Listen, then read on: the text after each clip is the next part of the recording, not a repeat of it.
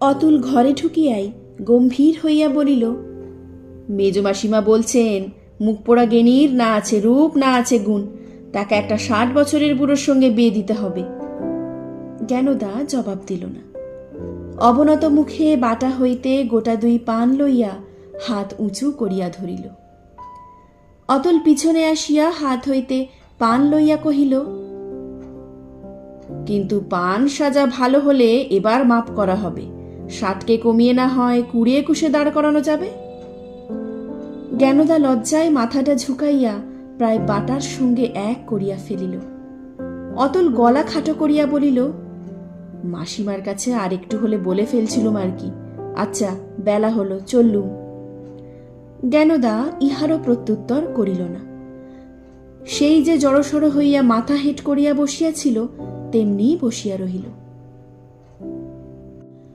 উঠানে পা দিয়াই চেঁচাইয়া উঠিল অতুল, মেজমাসিমা, জ্ঞানর জন্যে বোম্বাই থেকে মা একজোড়া চুড়ি কিনেছিলেন, বাইরে এসে দেখো।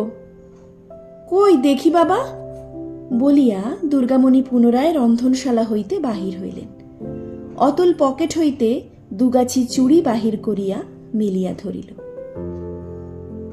তাহার রং এবং কারুকার্য দেখিয়া দুর্গামণি অত্যন্ত পুলকিত চিত্তে দাতার ভুয়ো ভুয়ো যশগান করিতে লাগিলেন।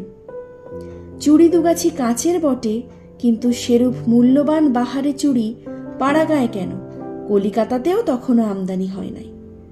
বস্তুত তাহার গঠন, চাকচিক্য এবং সৌন্দর্য দেখিয়া মায়ের নাম করিয়া অতুল নিজের টাকাতেই বোম্বাই হইতে ক্রয় করিয়া আনিয়াছিল।